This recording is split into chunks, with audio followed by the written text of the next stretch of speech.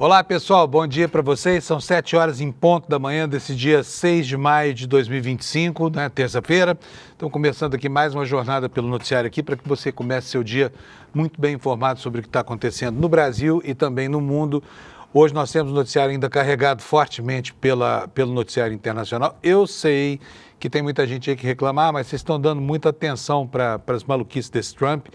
E isso tem que parar, tem que prestar mais atenção às coisas aqui no Brasil, porque afinal de contas nós temos aqui hoje, rolando no nosso cenário, uma tentativa da oposição de criar uma CPMI para constranger o governo com a crise do INSS, que aliás, cá para nós, é constrangedora mesmo, né?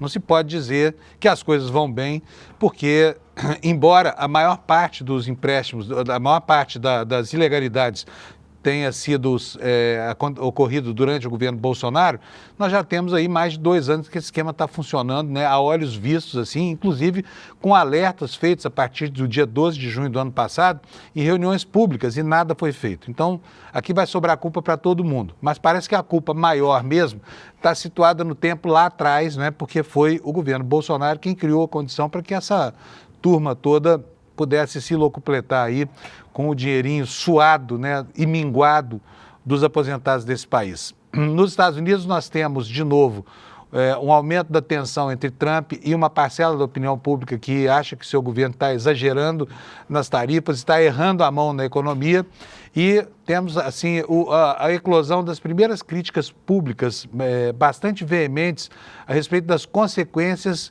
que essa loucura toda que o Trump instaurou na economia mundial, essa incerteza toda, o caos que ele vem administrando, como é que tudo isso vai repercutir na vida da população. Então, dentro do próprio governo Trump, começa a haver críticas à condução dessa jornada de insanidades que o presidente dos Estados Unidos está colocando aí para o mundo, né, purgar. Nós vamos ver tudo isso no noticiário de hoje, e eu, como faço todo dia aqui, vou começar chamando meu companheiro de trabalho aqui, o Alex Amorim. Bom dia, doutor Alex. Bom dia para o senhor, tudo bem? Bom dia, Panunzio. Bom dia, chat. Como vocês estão? Tudo ótimo aí contigo, Panunzio?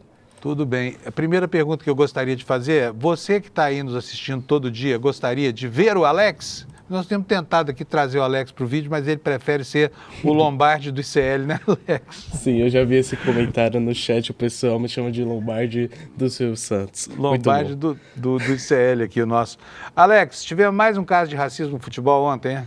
Então, esse caso de racismo aconteceu domingo e ontem viralizou por ser um jogador que é do Santos, que está emprestado ao América Mineiro, que é o Miguel Terceiros, conhecido como Miguelito, um jogador boliviano que atua no América Mineiro. No domingo ele teve um jogo contra o Operário e aos 30 minutos do segundo tempo ele ofereceu palavras de cunho racista contra o Alano, chamando ele de palavras que eu não vou falar aqui no caso. Pode falar, vamos ver do que esse cafajeste ele chamou ele de preto de merda, segundo o Alano e o capitão do Operário, que afirmou que ele falou. A partida ficou paralisada por 15 minutos, que é um procedimento antirracista da CBF e também da FIFA. E nisso o jogo, depois desses 15 minutos, rolou normalmente e o jogador atuou. Ele foi preso em flagrante após o jogo, porém ele ficou menos de 24 horas preso e nisso ele foi conduzido pela polícia militar e detido pela polícia civil. O caso pode impactar sua participação nos próximos jogos da seleção boliviana pelas eliminatórias e o América Mineiro falou que está com ele porque não teve nenhuma prova, nem nada evidente, e agora é esperar as apurações da polícia civil para verificar se ele vai ser preso, e ele pode responder por uma pena de 5 anos. Olha, sinceramente, a gente não sabe exatamente o que aconteceu, mas tem testemunhos sobejos desse caso. E é bom o América Mineiro prestar atenção aos ecos do século XXI, né, Alex? Porque Sim. é inadmissível que o futebol continue sendo a caixa de eco do racismo, servindo esse cardápio nojento aí para as classes mais populares, para as torcidas que gostam de futebol, né? Então Sim. É ótimo que isso dê em cadeia assim, é ótimo, é maravilhoso, porque assim os racistas em geral, eles ficam com medo, né, de se colocarem publicamente. Agora, o fato é o seguinte, é inquestionável que o racismo é talvez o fenômeno social mais resiliente do planeta Terra, porque ele persiste, ele está por trás da xenofobia, está por trás de todos os ismos que a gente vê aí de antipatia a grupos minoritários, né? Então, cana brava para os racistas, sabe? Sim. Racista tem que tratar na unha, como dizia antigamente lá na minha Minas Gerais, né, o Alex? Sim. E lembrando que o Alan utilizou as redes sociais e disse que não vai se calar, não apenas por ele, e sim por todos que já passaram por isso e por aqueles que ainda lutam por esse tipo de violência que acaba de vez no mundo do futebol. Muito bom. Estamos aqui, ó, na capa aqui, o Alex vai mostrar para a gente da revista Carta Capital. Nós temos uma foto aqui no momento da confusão. E o sujeito que é o que fez o ataque racista é esse aqui, né? Isso, Miguelito. Miguelito, né? Miguelito. Eu não sei como uma pessoa latino-americana, marcadamente, tem a coragem de discriminar um outro pela cor da pele, francamente, sabe? E não é só porque, né? É porque esses povos, classicamente, eles também são discriminados aí pelo mundo, né? Com todo tipo de adjetivo, cucaracha, não sei o que mais, é uma coisa horrorosa, assim. Então é uma pena ver o oprimido oprimindo outro oprimido por causa de um problema que acomete a ele mesmo. Vamos tocar, Alex, o barquinho? Vamos nessa. Vamos lá, então. Vamos para a meteorologia aqui, gente, para saber como é que bom programa para nós. Como é que vai ser a nossa terça-feira hoje? O mapa do Brasil hoje está bonito, ó, verde, branco, amarelo e cinza. Aqui nessa parte aqui do sudeste, ó, vem do sudeste sul, né? Desde o norte de Santa Catarina até o interior do Espírito Santo, frio. Eu tô achando muito bom esse frio que está acontecendo aí, porque julgava no ano passado que a vida sobre a Terra estava definitivamente perdida, viu, Alex? Mas tá ótimo porque agora a gente pode trazer usar um casaco leve de manhã. A temperatura aqui em São Paulo está 15 graus, está fresquinho, a madrugada muito boa para dormir. Então estou me regozijando. E para trabalhar também, eu amo. Trabalhar também, né? Exatamente. E vocês acreditam que o Alex, só 13 graus, ele me parece aqui na produtora de bermuda? É ou não é, Alex? Sim, e sempre usa de frio. Muito bem. Bom, vamos lá, vamos ver como é que vai ficar o tempo no Brasil. Primeiro vamos ver se tem algum alerta aqui de fenômenos meteorológicos mais adversos. Olha, não tem. O mapa do Brasil ficando cada vez mais limpo aqui no seu interior, né, de qualquer tipo de ameaça meteorológica. Nós temos aqui, olha, apenas a ocorrência de chuva nessa área fronteiriça aqui, vem contornando a fronteira seca brasileira, já desde a fronteira seca não, né, porque começa lá no Maranhão, que é fronteira molhada ainda, mas vem subindo pelo Pará, por Amapá, Roraima, Amazonas, Rio Branco, né, por Rondônia, e pelo Acre, até chegar aos estados de Mato Grosso e Mato Grosso do Sul, contornando a borda mais ao norte e ao oeste do Brasil. Aí vai chover, tem um alerta aqui, que é um alerta amarelo, não é um alerta severo, chuvas intensas para essa região. Aqui na região de Salvador, nós também temos um outro alerta aqui, por acumulado de chuva, terreno muito hidratado por causa do aguaceiro que está caindo por lá. Então, aqui cuidado, pessoal, principalmente na região metropolitana de Salvador. Temos aqui um outro alerta de acumulado de chuva, esse aqui mais para o litoral norte do estado da Bahia, tá? Então é essa a situação. Vamos ver como é que vai ficar a previsão do tempo aqui, a temperatura nas capitais, começando lá por Porto Alegre, vai fazer 29 graus, a mínima chegou a 19, Florianópolis 28 graus, quer dizer, vai ser um dia quente, né, para os padrões da região. Curitiba, a temperatura varia de 12 na madrugada a 25, no período mais quente do dia. Em São Paulo, vamos de 16 até 27 graus Celsius. Eu achei que essa temperatura aqui estava menor, porque hoje nos termômetros do caminho aqui para o ICL, estava marcando lá 15 graus, né? Rio de Janeiro, temperatura vai de 18 a 28, em Vitória de 20 a 27, em Belo Horizonte de 13 a 25, Belo Horizonte friozinho, né? Goiânia de 17 a 31, Brasília a mesma temperatura, nuvens pode esquecer, tá? Aquele pôr do sol maravilhoso, né, gente? Dá até uma inveja aqui dos meus 20 e tantos anos em Brasília, quando chegava essa época do ano era uma festa, acordar cedo e esperar a hora do pôr do sol, porque é um espetáculo, né? Aquela coisa alaranjada, avermelhada, lindo. Vamos lá, Campo Grande, nuvens no céu de 21 a 31, Cuiabá de 25 a 31, Porto Velho 33 de máxima, Rio Branco 33, Manaus também 33, hoje tudo 33 aqui na região norte, a Boa Vista também, Macapá 33, São Luís 32, Teresina, 33, Fortaleza, 31 graus. Aqui, gente, ó, a possibilidade de chuva isolada agora de manhã, tá? No litoral do Nordeste.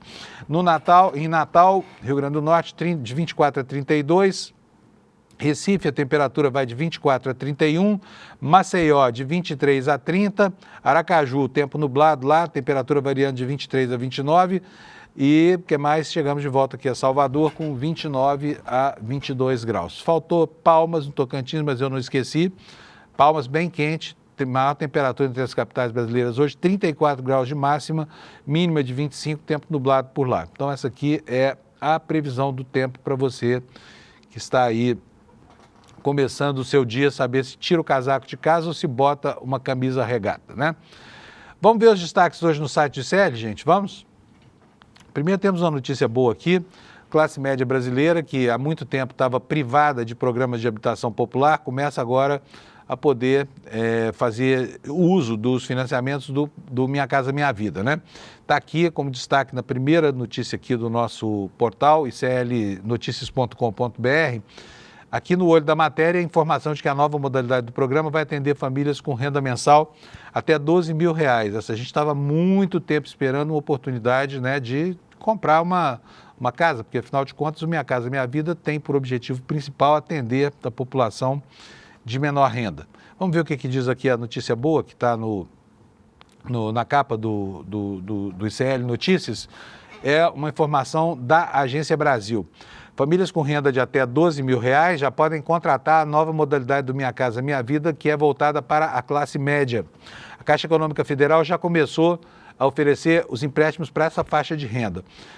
A faixa concentra 70% das operações no setor e na última quarta-feira, 30, as mudanças do Minha Casa Minha Vida começaram a ser operadas uma vez que o Conselho Monetário Nacional regulamentou. Apelidada de faixa 4, essa faixa mais, né, de classe média do Minha Casa Minha Vida, essa nova modalidade vai oferecer financiamentos com juros nominais de 10% ao ano e prazo de 420 meses, 35 anos. E vai permitir também o financiamento de imóveis de até R$500 mil de valor final.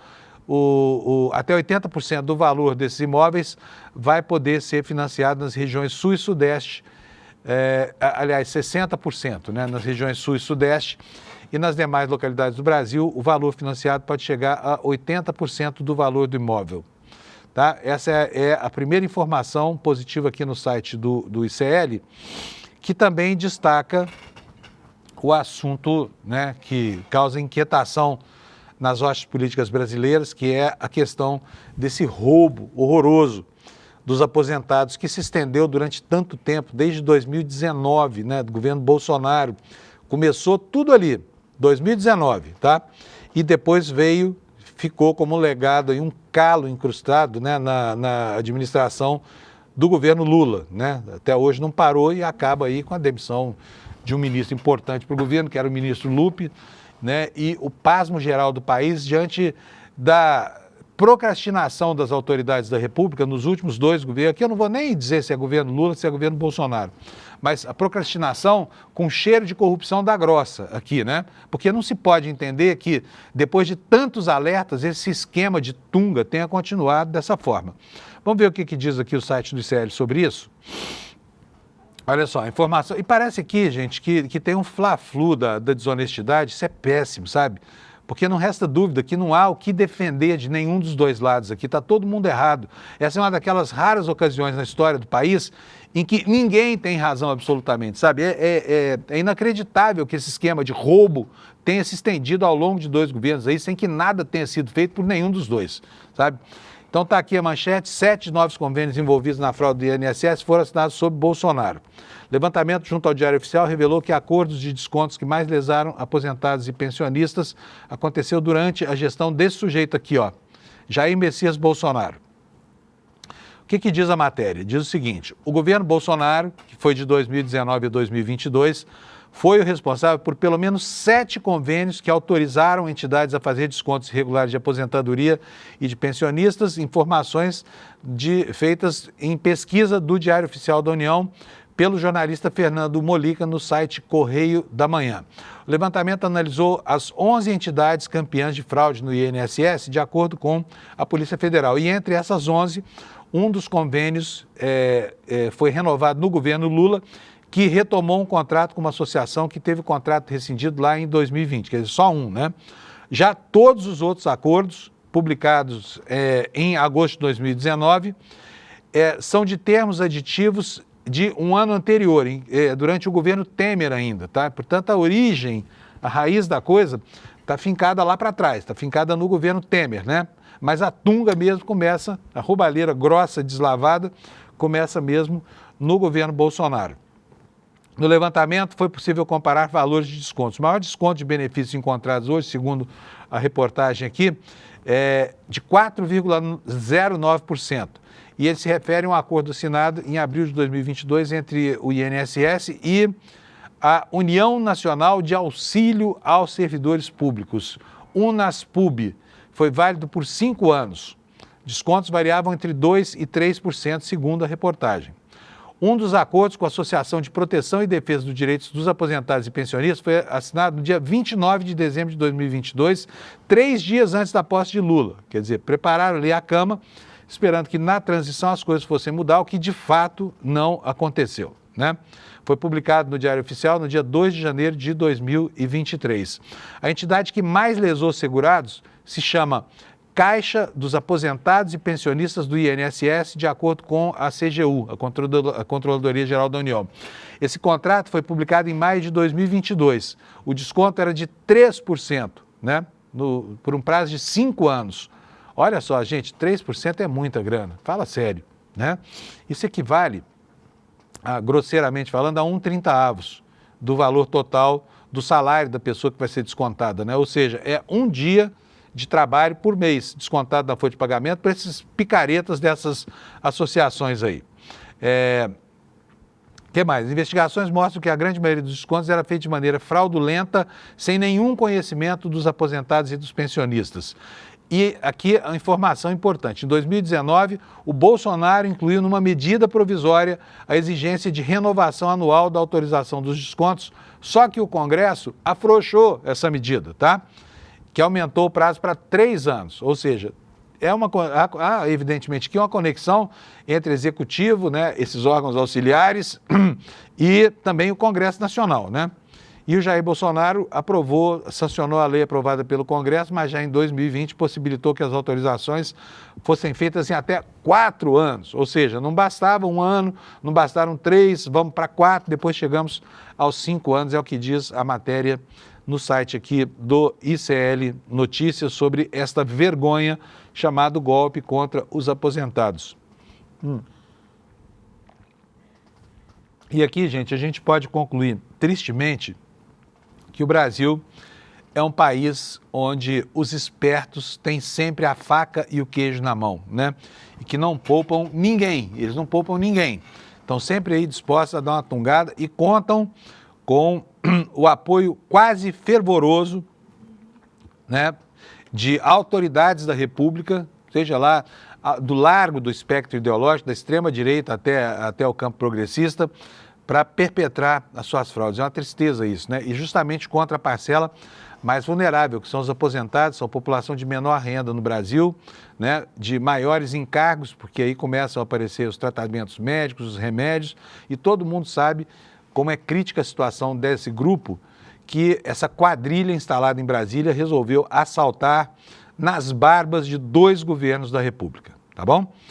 Olha, agora quero falar um pouquinho sobre a CPMI. Daqui a pouco a gente vai detalhar isso, só que essa evidência de que o maior volume de fraudes ocorreu durante o governo Bolsonaro, embora moralmente seja muito objetiva, ela cria uma situação política estranha.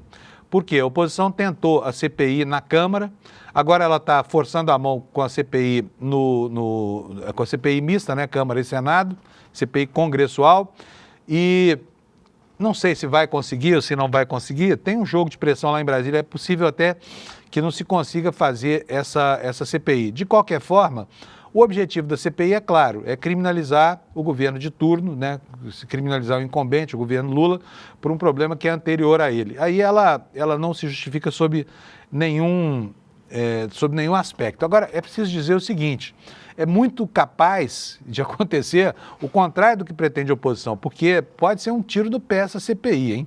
Eu não tenho nada contra a investigação parlamentar, ainda sabendo que as distorções são inúmeras, né, na construção das narrativas e que elas servem muito para o espetáculo público, muito para a construção de narrativas, mas servem também para alguma correição. Isso é fato. Vamos ter aí como exemplo a CPI da Covid, né, que ninguém dava nada por ela aconteceu e acabou sendo muito importante para delimitar as responsabilidades, inclusive responsabilidades políticas do governo Bolsonaro. Ocorre que a intenção aqui é só fustigar o governo.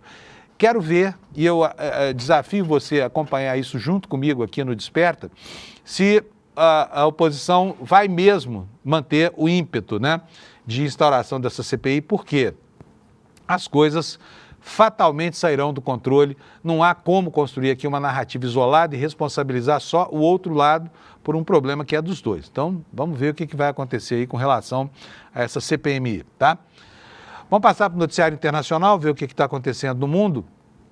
A primeira informação é do Washington Post hoje, é uma mudança de tom que acontece na narrativa, no discurso oficial, né? Vou usar essa palavra narrativa não, porque ela está tão desgastada, na oratória, no discurso do presidente dos Estados Unidos, que passa da perspectiva de uma grande prosperidade a partir dessa heterodoxia tarifária, para um tom mais sombrio. Agora, segundo o Washington Post, o tom é de austeridade. E a manchete que a gente pode ver é essa aqui, olha, da prosperidade à austeridade, o tom de Trump muda antes do impacto das tarifas. Ou seja, vocês têm reparado aqui nos últimos dias a quantidade de memes que têm sido feitos lá pela Casa Branca, no perfil privado do Trump e tudo mais? Ele parece muito animado com a perspectiva de usar as velhas ferramentas de sempre para distrair com a comunicação caótica a opinião pública americana. Por quê? Porque as coisas na economia vão começar a afundar a partir de agora, o consumidor americano passa a sentir o reflexo dessas tarifas e é sobre isso que surge o alerta do jornal Washington Post, né? Mensagem econômica do presidente dos assessores, anota o jornal, mudou consideravelmente nas últimas semanas, na medida em que eles alertam sobre sacrifício e sobre transição, até que, segundo eles, as suas pesadas tarifas abram o caminho para um boom. Vamos dar uma olhadinha aqui no que diz o corpo dessa reportagem? Vamos lá? Da prosperidade à austeridade, o tom de Trump muda antes do impacto das tarifas. E a gente, olha, sem querer, né, torcer contra o consumidor americano, principalmente o consumidor que não votou nesse estrupício aqui, mas é bom ver o americano sofrendo, né, o estadunidense sofrendo com o peso da sua própria decisão política de levar para a Casa Branca alguém que é sobejamente conhecido, né, Donald Trump. Já foi presidente dos Estados Unidos, é um sujeito de, segundo seus adversários, de baixíssima competência e de um autoritarismo capaz de desafiar toda a teoria econômica e toda a teoria política, né? Mas o que diz aqui o jornal The Washington Post? Durante sua campanha e no início da atual presidência, o presidente Trump prometeu um boom econômico que decolaria após seu retorno à Casa Branca, revivendo o sonho americano, né? E produzindo 4 anos de prosperidade inigualável. Abre aspas aqui para as promessas do Trump. Seus salários serão maiores, suas ruas serão mais seguras e limpas, suas comunidades serão muito mais ricas, seu futuro como americano será muito melhor do que quando eu assumir, disse ele lá na campanha eleitoral. Isso aconteceu, essa manifestação dele aconteceu num comício em Grand Rapids, no Michigan, né? Ele disse o seguinte, ó, porque esta será a era de ouro da América. Mas o tom de Trump e seus assessores, anota que o Washington Post, mudou notavelmente nas últimas semanas, alertando agora para sacrifícios e para um período de transição até que, segundo eles, essas pesadas tarifas comecem a abrir caminho para um boom. Trump falou da necessidade de tomar remédios econômicos, alertou os americanos de que talvez eles precisem cortar gastos com itens como bonecas e lápis e sugeriu que uma recessão de curto prazo pode ter um custo aceitável para a prosperidade que ele, talvez só ele e mais meia dúzia de indigitados assessores consigam enxergar no horizonte, né? Ele justificou dizendo que é um período de transição Em relação aos consumidores, ele acrescentou o seguinte, olha, veja como mudou bem o tom.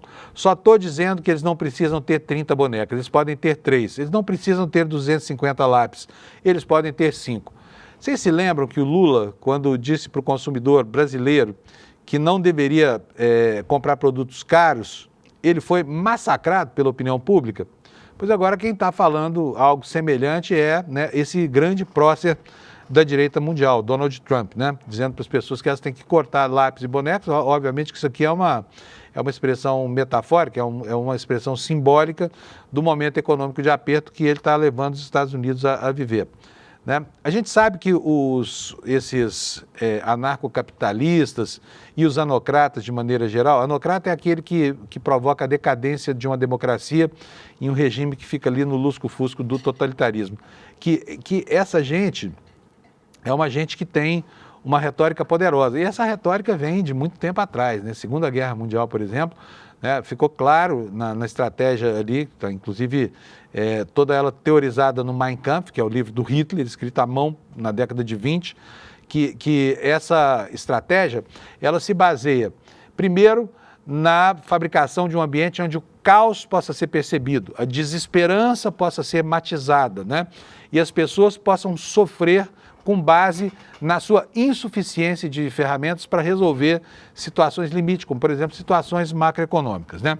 E aí aparece o Salvador dizendo, olha, eu vou fazer tudo isso ficar grande outra vez. Foi assim na Alemanha nazista, é assim agora no novo fascismo lá nos Estados Unidos. Ocorre que essas coisas são datadas, elas não acontecem por milagre e não há milagre que faça a economia sobreviver só pela vontade de um tirano, né? Então, nós vamos ver muito sofrimento lá nos Estados Unidos e já estamos vivendo os reflexos disso ao redor do planeta, né? O que diz aqui sobre isso a matéria do Washington Post? Fala o seguinte, olha, essas manifestações de agora, contrariando, né, a promessa do sonho americano reeditado, elas se afastam da retórica oficial do Trump, lá para trás, e também da linguagem historicamente otimista da política americana. A campanha de Herbert Hoover prometeu uma galinha em cada panela e um carro em cada garagem, né? Ronald Reagan saudou o amanhecer na América e os políticos Theodore Roosevelt e Nixon prometeram trazer prosperidade. Não está claro como os americanos responderão a essa mensagem, né, negativa, incluindo os eleitores que expulsaram os democratas da Casa Branca por causa dos altos preços e das promessas de Trump de melhorar as suas vidas. Bom, já vimos aqui a informação então, e lá dentro dos Estados Unidos, né, os democratas começam a recrudescer também a crítica, porque a oposição lá andava calada, andava acuada, né, enquanto Trump destruía as bases da economia americana e reformatava toda a geopolítica global. Nós temos aqui no The Guardian da Inglaterra, por exemplo, uma anotação, o Jornal da Inglaterra, mas o destaque do jornal hoje é para a política americana. E aqui vem a informação de que o Mike Pence já vem questionando aqui o Trump, né? Ele que é ex-vice-presidente, é o ex-vice-presidente americano, e falou mais, falou que as tarifas não são uma vitória do povo americano, prevendo aí um período de grande recessão, né? Então, os americanos às turras aí com a oposição acordando, despertando para isso que está acontecendo lá. E não são coisas que digam respeito ou que afetem somente o ânimo dos americanos, né? Tem muita coisa mudando, especialmente porque existe uma cruzada do presidente americano contra, por exemplo, a ciência e contra as universidades americanas. E o símbolo dessa luta, qual é o símbolo dessa luta? Universidade de Harvard, né? Uma das universidades, se não a mais, uma das mais importantes do mundo, tem sido alvejada por Trump o tempo todo, porque se recusou a acabar com as políticas de inclusão social e de respeito às minorias, algo que lá nos Estados Unidos eles chamam de DEA. E aí temos manchetes como essa na Folha de São Paulo, dizendo que o Trump congelou os recursos para pesquisa, para bolsas de pesquisa em Harvard. É mole isso. Uma das universidades que mais produzem conhecimento e conhecimento aplicável, né, à realidade do planeta. E nós estamos falando aqui de medicina, nós estamos falando de tecnologia, nós estamos falando de ganhos sociais. Tudo isso começa a se perder. Por quê? Porque Trump retirou o dinheiro das bolsas dessa que é uma grande universidade. O que diz a reportagem da Folha? Num novo capítulo do embate entre a Casa Branca e Harvard, o governo de Donald Trump anunciou nesta segunda-feira o congelamento de recursos que seriam destinados a novas bolsas de pesquisa até que a instituição ceda a uma série de exigências. Em uma carta enviada a Harvard, a secretária de Educação americana Linda McMahon voltou a dizer que a universidade tem que rever questões relacionadas a antissemitismo no campus e a mudar políticas que levam em consideração a raça do aluno. Eu vou explicar para vocês aqui. Não se trata de manifestações diretas de antissemitismo, não. Isso é conversa fiada. O que trata aqui é do acolhimento de muçulmanos, né? O que existe é uma islamofobia incrustada nessa nova política de Trump, que eles disfarçam sob o rótulo de antissemitismo. Olha, basta alguém, ainda que não tenha nenhuma relação com nenhuma religião, tá? Ofereça solidariedade ao povo que está sendo massacrado em Gaza, para que isso o transforme num antissemita terrível, né? Então, isso é que justifica essa ação. Na verdade, o que está no foco disso, né, como disse o vice-presidente atual dos Estados Unidos, é que o governo Trump quer atacar a universidade, porque a universidade é o grande inimigo dessa gente, que odeia a educação, que odeia o ensino, que odeia a cultura e que está lá para destruir tudo o que o pensamento, a filosofia, as políticas públicas ocidentais construíram ao longo de séculos, né? De séculos de libertação.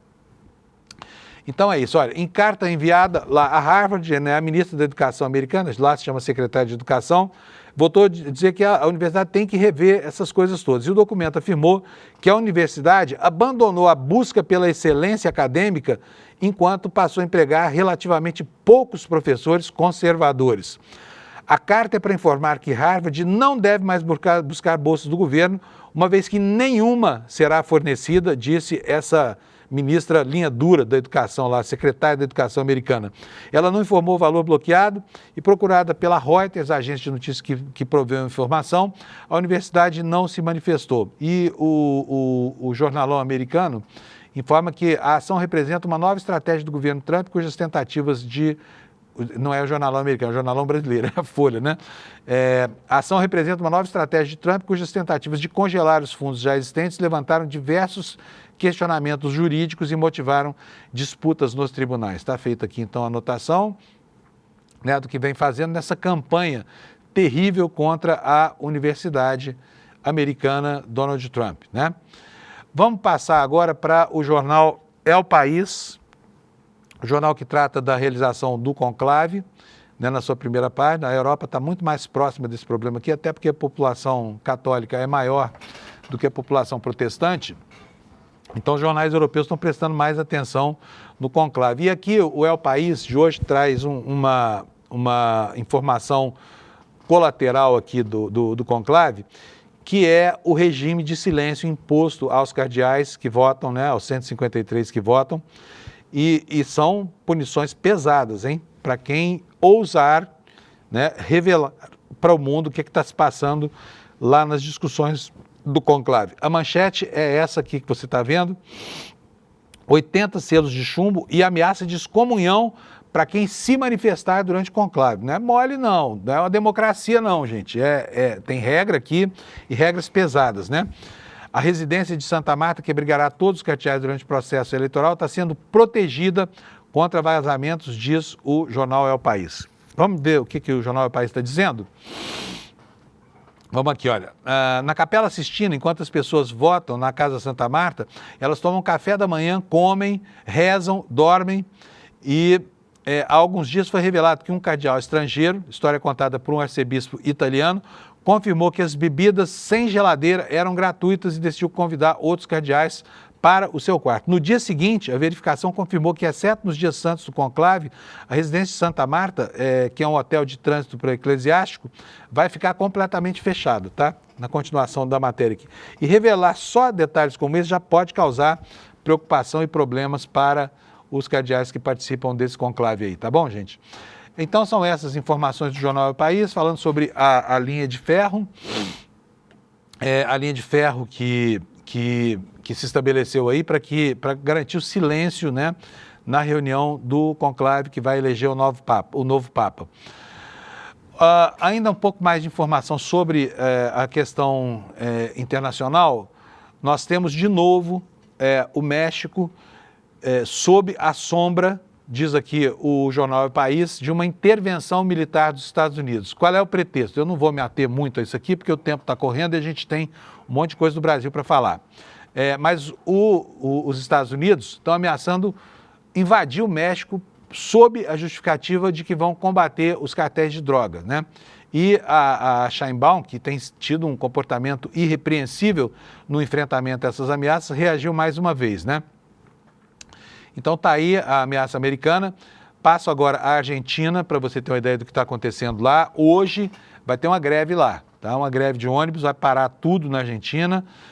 A situação, não sei qual é a situação nesse exato momento, mas deve estar um caos lá, porque está aí no Página 12, que é talvez o único jornal independente realmente da Argentina, a informação de que não haverá serviço de ônibus em todo o país, porque não houve progresso nas negociações entre sindicato, governo e as câmaras, mas as negociações continuam. O sindicato buscava um mínimo de $1.700 por mês. A medida começa hoje à noite, a discussão dessa história toda aqui. Então, argentinos sem ônibus lá hoje, né? E na faixa de Gaza, nós temos aqui, para encerrar o noticiário internacional, uma nova ofensiva em Gaza, matéria que está no Valor Econômico, e mais ameaças de transferência forçada, uma diáspora forçada aqui da população palestina que mora na faixa de Gaza, né? Confirmação que, segundo o Valor, veio horas depois dos repórteres que estavam em Israel verem aprovado um novo plano militar para dominar agora toda a faixa de Gaza, já sem nenhum exclusivo. Aliás, isso sempre teve claro no horizonte, né? Porque apesar das negativas, não, vamos fazer uma higienização ali, vamos tirar o Hamas, vamos executar os terroristas, depois devolvemos aquilo para os palestinos. A ideia nunca foi essa, a ideia sempre foi a de expulsar essa gente dali, fazendo com que os palestinos revivam algo que é comum à cultura judaica, que são as diásporas forçadas, né? Os banimentos em massa, né? As deportações, essa coisa horrorosa que está acontecendo aos olhos vistos da humanidade sem que ninguém reaja a nada. O que a matéria diz aqui? O primeiro-ministro de Israel, Benjamin Netanyahu, confirmou nesta segunda uma nova ofensiva na faixa de Gaza. Diz que será uma operação militar intensiva com o objetivo aqui, né, retórico, de derrotar o Hamas. Ele não detalhou quanto do território do enclave será tomado nem quando essa operação deve começar. No entanto, uma outra autoridade da defesa israelense indicou que essa operação não seria lançada antes que o presidente Trump, lá nos Estados Unidos, conclua na semana que vem, visita que fará ao Oriente Médio, tá bom? Chega de notícias internacionais, vamos passar aqui para o Brasil. Hoje, dia importante lá no Supremo Tribunal Federal, vai começar a ser julgado o núcleo 4 dos acusados de comandarem a trama golpista, né, que culminou com o 8 de janeiro. E o núcleo 3 vai esperar mais uns dias, tá? Então nós tivemos o julgamento do núcleo 1, do núcleo 2 e agora o núcleo 4. Até agora tem 14 pessoas que já foram colocadas na condição de réus pelos julgamentos anteriores. A notícia que eu mostro para vocês está aí na tela, olha só. As acusações contra os integrantes do núcleo 4 são essas que você está vendo aí. Organização criminosa armada, tentativa de abolição violenta do Estado Democrático de Direito, golpe de Estado, dano qualificado pela violência, grave ameaça e deterioração, né? O que fizeram lá, deterioração do patrimônio público tombado. Pode passar o próximo, por favor, o Alex, tem mais aí? A individualização das condutas? Não, senão tá aí, olha. Cada um dos acusados que estarão sentados hoje lá para ouvir o Supremo aceitar a denúncia feita pela Procuradoria-Geral da República. Esse aí é o Ailton Gomes Moraes Barros, major da reserva do Exército, foi acusado de pressionar o Mauro Cid, fazer pressão mesmo, né? E de influenciar o Bolsonaro a aderir ao golpe de Estado. Ele era o famoso 01 do Bolsonaro, né? Uma pessoa totalmente fora, não tinha nenhum vínculo formal com o governo, mas estava lá o tempo inteiro se empenhando para que acontecesse essa engenharia golpista. Próximo, por favor, Alex. Ângelo Martins de Nicore. Ele disseminava informações falsas sobre a eleição de 2022, foi diretor no Ministério da Saúde durante a gestão desastrosa do Pazuello. Pode passar para o próximo. Carlos César Moretson Rocha, esse aí é o fundador do Instituto Voto Legal. Ele foi aquele que fez, a pedido do PL, do Valdemar da Costa Neto, diz que achou problemas nas urnas eletrônicas, que é uma mentira deslavada, né? Ele inventou um dossiê falso e agora está aí, ó. Ele elaborou, a pedido do PL, um relatório que apontava supostas falhas nas urnas eletrônicas, apresentou uma auditoria fake das urnas, né? Ao lado do Valdemar da Costa Neto, esse outro golpista que não está em lugar nenhum dessa denúncia, e disse que era um dos criadores da urna eletrônica, só que teve o pedido de patente negado. Esse famoso vigarista aí.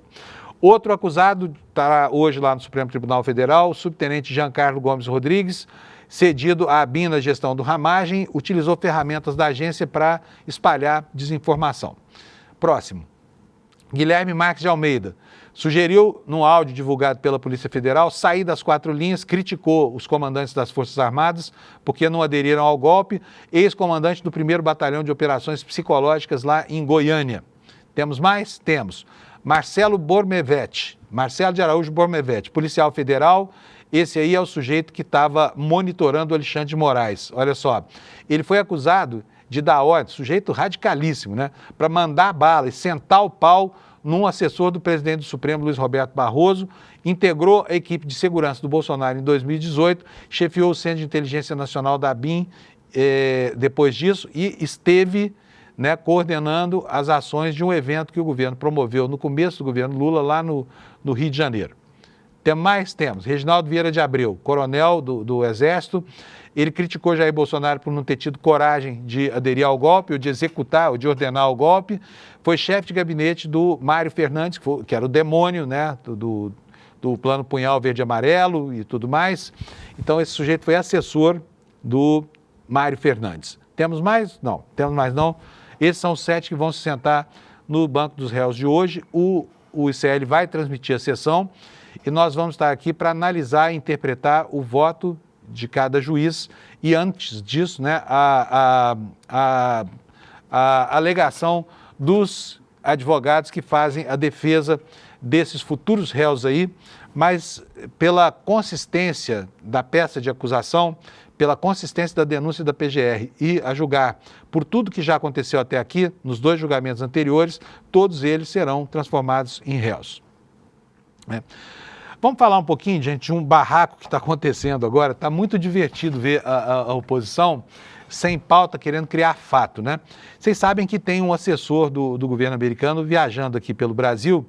Foi uma viagem que foi organizada entre o governo atual, o governo Lula, né, o Ministério das Relações Exteriores, e o governo americano, né? Então, o Eduardo Bolsonaro andou dizendo que esse sujeito viria, esse assessor do Departamento de Estado norte-americano, chamado Ricardo Pita, que ele viria ao Brasil para intervir aqui, para poder falar sobre ações de punição contra o ministro Alexandre de Moraes, como se fosse possível isso aqui na Terra Redonda, né? Porque lá na Terra Plana pode até ser, mas aqui não há como uma autoridade americana vir ao Brasil para auditar aqui que tipo de punição deveria ser aplicada a um juiz que está no pleno gozo, né, de todas as suas prerrogativas constitucionais, que está apenas conduzindo um julgamento sobre um processo de golpe de Estado, processo gravíssimo, que se tivesse dado em alguma coisa, teria ceifado a nossa liberdade, inclusive para estar aqui conversando com vocês sobre essas coisas todas. Então, o Eduardo Bolsonaro inventou que esse cara vinha aqui para punir o Alexandre de Moraes, que é um absurdo, né? Aí ontem, o Flávio Bolsonaro saiu, olha, estou falando, gente, do Flávio Bolsonaro, tá? É o Flávio Bolsonaro, o irmão mais velho dele. Ontem o Flávio Bolsonaro teve uma atitude que até me surpreendeu. Eu que nunca fiz um elogio a ele, nunca vi motivo, nem estou vendo motivo para nada aqui. Mas ontem ele desqualificou essa chorumela do irmão, tá? Desqualificou e não foi pouco, não. O assunto, obviamente, foi parar nos jornais. Olha aqui na tela, olha. O que aconteceu? O Flávio disse que não tratou de sanção ao Supremo Tribunal Federal com funcionário de Trump. Pelo contrário, ontem o Flávio Bolsonaro deu uma de gente séria. Será que essa moda vai pegar? E não é um elogio, porque ele não fez nada além do que deveria ter feito, mesmo repondo a verdade, mas é uma verdade dolorida para essa galera aí, porque o irmão dele está espalhando essa fake news de punição de Alexandre de Moraes. E aí, atenção, galera bolsonarista, patriotários, patriotas, você que usa a camisa da seleção brasileira até para ir em festa de casamento, saibam, né, o quanto vocês têm sido enganados, tá? E agora o desmentido é dos próprios bolsonaristas raiz. Esse cara aqui é filho do Bolsonaro, está desmentindo o próprio irmão. Um picareta que está aí espalhando falsidade. Eu vou ler para vocês, mas depois nós vamos mostrar aqui o vídeo do Flávio repondo a verdade, tá? A manchete é: Flávio diz que não tratou de sanção ao Supremo com funcionário de Trump. Senador Flávio Bolsonaro afirmou que não tratou de nenhuma sanção contra o presidente do Supremo com o assessor do Departamento de Estado americano. O governo de Donald Trump destacou Ricardo Pita para se reunir com o senador em Brasília. Nascido na Venezuela e sem experiência prévia em diplomacia americana, esse assessor faz parte da delegação americana que chegou ao Brasil para discutir temas como segurança e crime organizado, numa discussão absolutamente institucional, tá? Uma discussão como acontece sempre entre governos, porque afinal de contas, né, nós temos aí ações transnacionais do crime organizado e esses programas vêm sendo discutidos há décadas sem nenhum tipo de problema. Olha, mas o chefe da delegação americana, ele se chama David Gamble, ao contrário do que diziam as informações anteriores, não esteve com o senador, ele apenas se reuniu com o que é considerado em Washington como o terceiro escalão do Departamento de Estado. Esse Ricardo Pita, antes de entrar no governo em janeiro de 2025, foi assistente do senador americano Ted Cruz, né, que é uma espécie de Carluxo sem vínculo de parentesco com o presidente da República. Na sexta-feira, diz aqui a matéria do UOL, o deputado licenciado Eduardo Bolsonaro anunciou que Gamble visitaria o Brasil com a pauta de aplicar sanções ao ministro Alexandre de Moraes. E ontem o Flávio disse isso que o Alex vai mostrar para a gente num vídeo que eu editei para que você tenha uma ideia da ênfase dada ao desmentido que um irmão fez sobre as aleivosias que foram, que foram espalhadas aí pelo outro. Roda para nós, Alex, por favor. Essa pauta quem está tratando de verdade é o Eduardo. Eu não sei se vai encontrar, quando vai encontrar. A reunião aqui não foi tratado esse assunto aqui nessa reunião. Hoje não tem mais agenda, só para esclarecer que não foi tratada essa outra pauta que está sendo tocada, gerenciada pelo deputado Eduardo dos Estados Unidos. E se não me engano, ainda hoje ou mais tardar até amanhã, por esses dias, ele vai tratar disso também com os representantes do governo Lula, acredito que seja com o ministro da Justiça. Sobre eventuais sanções do Alexandre de Moraes, como o irmão do senhor falou, isso não foi pauta. Não, aqui nessa reunião comigo e com o deputado Paulo Bilinski não foi tratado isso, apenas a questão da segurança, tá bom? Atenção, Eduardo. Você que tá, aliás, o Eduardo anunciou que não volta mais, tá bom para ele lá nos Estados Unidos, que a vida dele tá ótima lá, e a gente tá achando isso muito bom. Deixa ele lá. Olha, como o cara perdeu a relevância, né? Ele que era um deputado tão ativo aí, de repente sumiu até das redes sociais. O barulhão todo que ele ia provocar lá, como o sujeito não é recebido por ninguém nos Estados Unidos, a não ser por 2 ou 3 deputadinhos lá da Flórida, né, que são histriônicos, como é a galera dele aqui no Brasil, nenhum resultado se viu da campanha antipatriótica que esse sujeito tem feito lá nos Estados Unidos, e ele simplesmente sumiu do mapa, né? Sumiu do mapa. Anunciou que não volta. Pode ficar por lá, né? Devolvemos essa encomenda aí para quem a trouxe aqui para os nossos pés. E teremos mais tranquilidade aqui no Brasil, porque a irrelevância dele é algo marcante, né, na sua vida de cidadão americano. Provavelmente, ele logo terá de volta lá um emprego de chapeiro que perdeu quando foi estudante, morou lá, e a gente torce para que ele faça ótimos hambúrgueres para os americanos comerem. Aqui no Brasil tivemos mais um passo da reforma ministerial, um passo pequeno para quem esperava uma grande reforma. Está todo mundo frustrado aí, dizendo que, meu Deus do céu, mas será que não vem reforma? Porque há tanto tempo que se fala nisso. Olha, começamos a falar de reforma ministerial em outubro do ano passado. Nós já estamos em maio, né? Dia 6 de maio. Nós estamos há mais de 6 meses esperando uma reforma ministerial que até agora não aconteceu. Houve uma troca no Ministério da Saúde, na Secretaria de Relações Institucionais da Presidência, né? Uma reacomodação das peças ali no tabuleiro em volta do presidente da República, e depois nós tivemos 2 demissões de ministros por mau comportamento, né? Que foram demissões doloridas aí, mas não se pode considerar aquilo como algo que pertença ao processo de reforma ministerial. Mas agora temos uma ministra, né, que foi mudada, a Márcia Lopes, que prometeu ontem, na manchete que você vai ver aqui no Brasil de fato. Numa primeira declaração com o ministro, ela prometeu que vai dar continuidade às ações da pasta, portanto é uma transição bastante tranquila ali. Aqui aparecem a Cida Gonçalves, que era a ministra anterior, e agora a nova ministra das Mulheres, a Márcia Lopes. O que ela disse?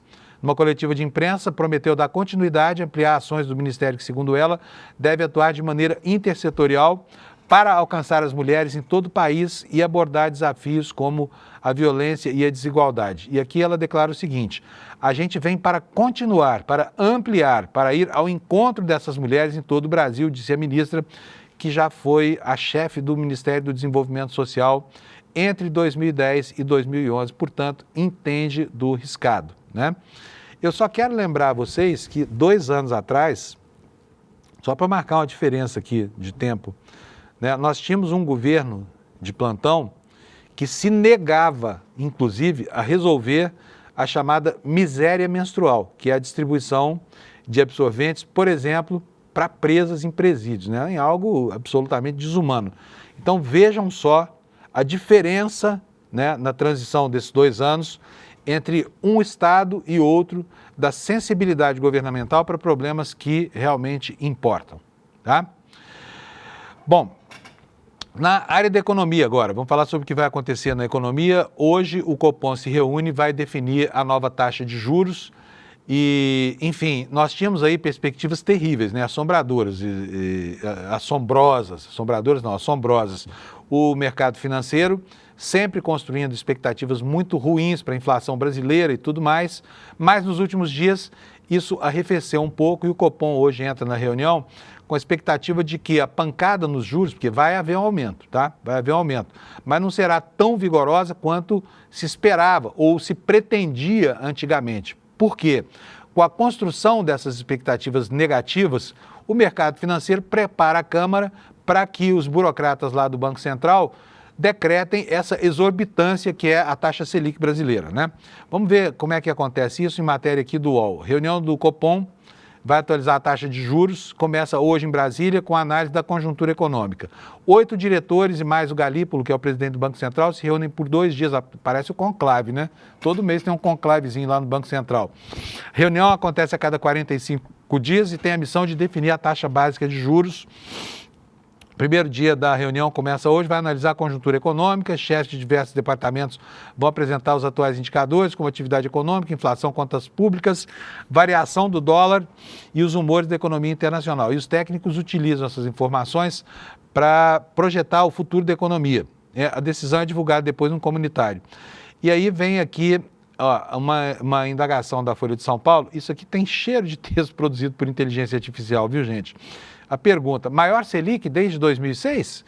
O Copom deve aumentar a Selic em 0,5 ponto percentual. É essa a estimativa do mercado.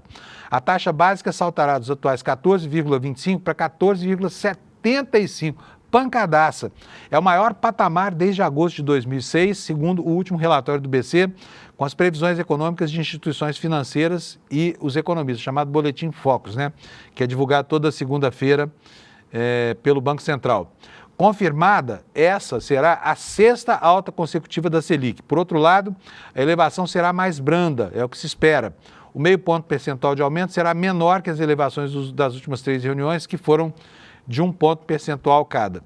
E só para você poder fazer suas contas, cada um desses pontos percentuais engessa a economia, retirando de circulação cerca de 70 bilhões de reais, né? Porque o governo passa a aumentar a sua dívida que é pós-fixada. E é uma desgraça para a economia isso aqui. Mas vamos chegar a essa insanidade de quase 15% de juros e vamos terminar o ano, segundo as previsões, com 14,75% de taxa Selic, né? Num momento de absoluta tranquilidade econômica, hein? Com inflação sazonal provocada, primeiro, pela pressão do dólar e, segundo, pelos problemas que a gente tem visto aí de oferta e demanda no mundo, né? Principalmente com relação aos alimentos, tá? Paralelamente a essa questão econômica, nós vamos ter também, né, a continuação da discussão sobre esse novo ministro que entrou no lugar do Lupe, o Volney Queiroz, né? Olha só a manchete hoje do Estado de São Paulo. O ministro assinou uma emenda, tá? Uma emenda, adiando o controle dos descontos após um pedido de associações suspeitas, tá? O que aconteceu? Vamos ver aqui no Estadão.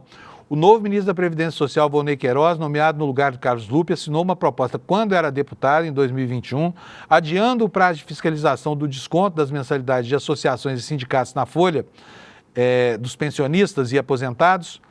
E essa medida foi levada à Câmara por 2 associações agora suspeitas de fraudar e de efetuar cobranças indevidamente. Procurado, o ex-deputado Volney o deputado Volney, agora ministro, não comentou, né? Uma das medidas provisórias assinada pelo presidente Jair Bolsonaro em 2019 estabelecia que todos os descontos em folha de pagamento precisariam ser revalidados ano a ano. Quer dizer, no governo Bolsonaro, o acordo, o suposto acordo entre o aposentado e essa associação para permitir o desconto valeria por 1 ano. Então teria que ser refeito a cada ano.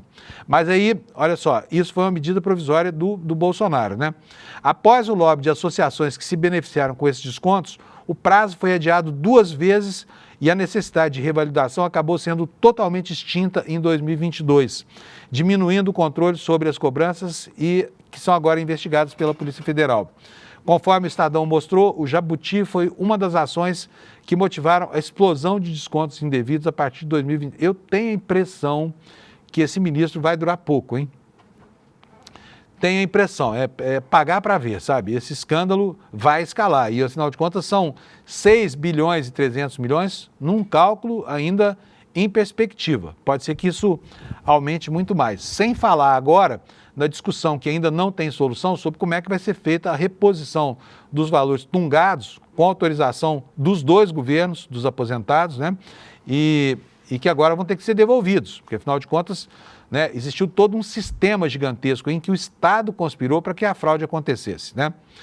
Aí o Estadão explica aqui que as fraudes levaram à demissão do Carlos Lupe, do cargo da presidência. O presidente Lula nomeou o deputado Volney Queiroz, que até então era o secretário executivo da casa e era braço direito do Lupe no Ministério, que é um dos aliados políticos mais próximos do presidente Lula, né?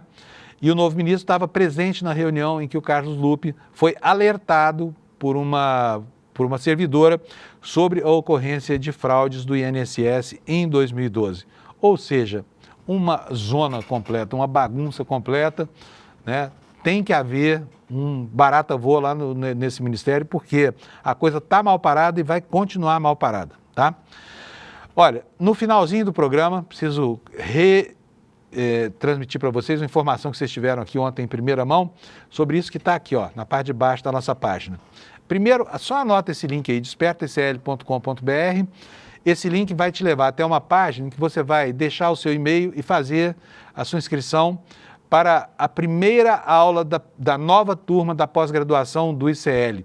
E o título dessa pós-graduação é Por que as elites odeiam o povo brasileiro, né? Num programa que o nosso querido Gessé Souza criou em parceria com a Fundação Escola de Sociologia e Política de São Paulo. Essa aula magna vai acontecer no dia 15 de maio, às 20 horas aqui no ICL. Você pode acompanhar, é de graça. E é para isso que você precisa conseguir o seu ingresso aqui no despertacl.com. Mas é super rápido, tá? Vai lá, faz a sua inscrição, ganha seu ingresso, anota na sua agenda, 15 de maio. 15 de maio vai ser um domingo, é isso? Deixa eu olhar aqui no meu calendário. Que dia que vai ser? Quinta-feira, Panuso. É quinta-feira? Isso. É uma quinta-feira. Então vai lá. É ótimo, dia de semana, você não precisa nem parar no domingo. Quinta-feira, aqui no ICL. Consiga aqui, despertacl.com.br, seu convite e assista a essa aula magna, tá bom? Com o Eduardo Moreira e com o Gessé Souza, que é o maior sociólogo do Brasil desse começo de século XXI, tá bom? Olha, finalizando o programa, eu só quero dizer para vocês que hoje nós vamos estar com a atenção total voltada para a terceira sessão de julgamento, que começa daqui a pouco às 10 horas lá em Brasília, e que vai colocar no banco dos réus mais 7 acusados de terem participado como coordenadores, né, da articulação do movimento da trama golpista que culminou no 8 de janeiro. Então não perca, fique por aqui, você pode passar a manhã inteira com a gente, porque todo o nosso time vai estar em campo, você vai ter a informação ao vivo com a melhor análise, a mais honesta e descomprometida análise de toda a internet, tá bom? Quero desejar para você uma terça-feira maravilhosa, espero que você tenha um ótimo dia e a gente se encontra aqui amanhã às 7 horas da manhã. Bom dia para você, obrigado pela audiência e até lá. Por que as elites odeiam tanto o povo brasileiro? Segundo essas elites, as cidades de fora são sempre as melhores, as pessoas lá são mais educadas, honestas, bonitas. Cidade boa é Miami, comida e cultura de valor só na Europa. É sobre esse tema e a explicação disso que farei a próxima aula magna da pós-graduação do ICL, Repensando o Brasil, Sociedade, Política e História. A aula Por que as elites odeiam o povo brasileiro será no dia 15 de maio, na quinta-feira, às 20 horas. É uma aula de graça e aberta ao público. Uma oportunidade única para você conhecer essa pós que é revolucionária. Participe desse momento especial com o ICL e a FESP São Paulo.